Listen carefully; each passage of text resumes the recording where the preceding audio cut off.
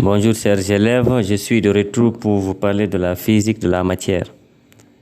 Au niveau de la physique de la matière, on a la physique des matériaux, on a la thermodynamique, on a la physique de la matière condensée, on a la physique atomique et la physique nucléaire.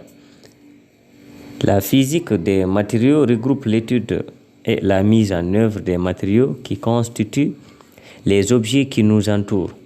Elle est au cœur de beaucoup des grandes révolutions technologiques depuis un siècle. Par exemple, en électronique, en nanosciences. La thermodynamique a pour objet l'étude du comportement thermique des corps, l'étude de l'énergie et de ses transformations, avec la physique statistique, dont elle est désormais une partie. La thermodynamique est l'une des grandes théories sur lesquelles se fonde la compréhension actuelle de la matière.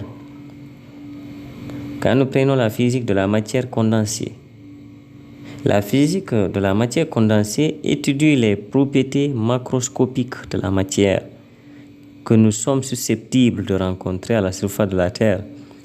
Plus précisément, elle s'intéresse aux phases qui apparaissent dans les systèmes où le nombre de constituants est grand et les interactions entre eux sont fortes.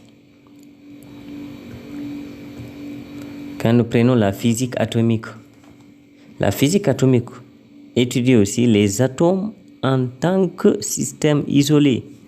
Un atome, du grec ancien atomos, que l'on ne peut diviser, même s'il s'est avéré que l'on pouvait fractionner l'atome, est la plus petite partie d'un corps simple pouvant se combiner chimiquement avec une autre.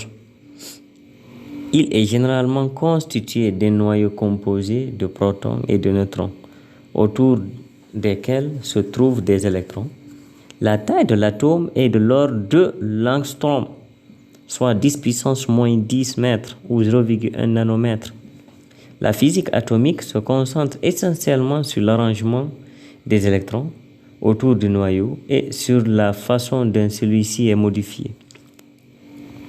Quand nous prenons la physique nucléaire étudie non seulement le noyau atomique, élaboration, c'est-à-dire des modèles théoriques, mais aussi la façon dont il interagit lorsqu'une particule arrive à proximité.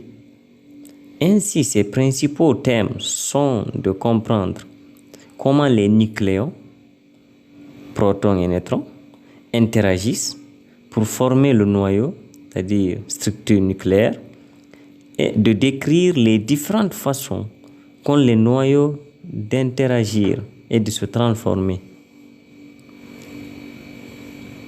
Mécanismes des réactions nucléaires, notamment les processus de fission et de fusion, mais aussi les phénomènes de diffusion et de radioactivité.